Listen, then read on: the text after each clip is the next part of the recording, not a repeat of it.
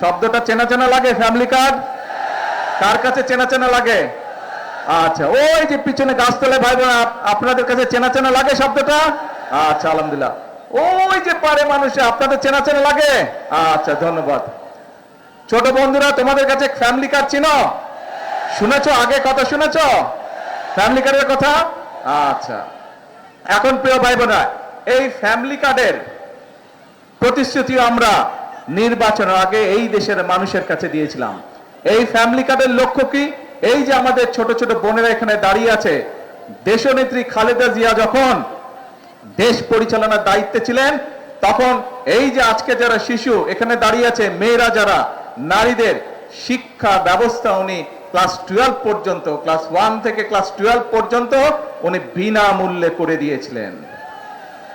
আজকে আমরা সিদ্ধান্ত নিয়েছি দেশনেত্রী খালেদা জিয়ার সেই কর্মসূচিকে আমরা আরো আগিয়ে নিয়ে যাব এবং ইনশাআল্লাহ আমরা এই যে মেয়েদেরকে শিক্ষা ব্যবস্থা ইন্টারমিডিয়েট পর্যন্ত ফ্রি আছে, এটাকে আমরা ডিগ্রি বা স্নাতক পর্যন্ত আমরা ইনশাআল্লাহ ফ্রি করব।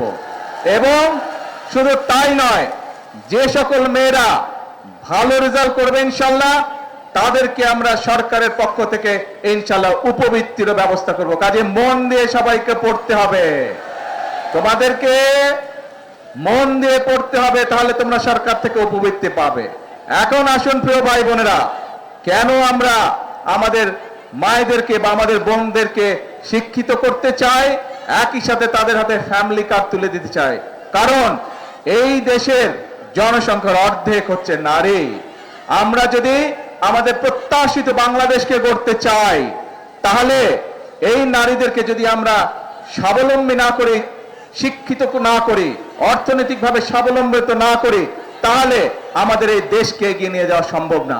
এবং সেই জন্যই আমরা সিদ্ধান্ত নিয়েছিলাম, বাংলাদেশের মানুষের কাছে আমরা প্রতিশ্রুতি দিয়েছিলাম যে বিএনপি 12 তারিখের নির্বাচনে যদি আপনাদের সহযোগিতা, আল্লাহর রহমতে বাংলাদেশের জনগণের সমর্থনে সরকার গঠন করে, ইনশাআল্লাহ আমরা দেশের 4 কোটি পরিবার রয়েছে, ধীরে ধীরে আমরা এই পরিবারের যারা মায়েরা আছে, গৃহিণীরা আছে, তাদেরকে আমরা ফ্যামিলি কার্ড এক এক করে পৌঁছে দিব এবং সেই ফ্যামিলি কার্ডের মাধ্যমে আমরা 2500 টাকা করে প্রতি মাসে আমরা মায়েদের হাতে তুলে দিব, যাতে করে সেই মায়েরা পরিবারের শিশুদের লেখাপড়া বলেন, স্বাস্থ্য বলেন, সবকিছু ঠিকভাবে যত্ন নিতে পারে।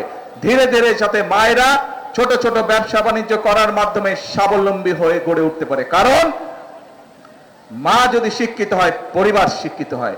মা যদি স্বাবলম্বী হয়, একই সাথে পরিবারের সকল সদস্য ধীরে ধীরে স্বাবলম্বী হয়। প্রিয় ভাই বোনেরা, এই প্রতিশ্রুতি আমরা দিয়েছিলাম। আজকে আমার এখানে এই যে স্টেজের মধ্যে এক কৃষক ভাই বসে আছে, ওনার বক্তব্যে উনি কৃষক কার্ডের কথা বলেছে, শুনেছেন আপনারা? এই কৃষক কার্ডের কাজও কিন্তু খাল খননের কাজ যেমন আমরা শুরু করেছি, ফ্যামিলি কার্ডের কাজ যেমন আমরা শুরু করেছি, আল্লাহর রহমতে কৃষক কার্ডের কাজও আমরা ধীরে ধীরে শুরু করেছি।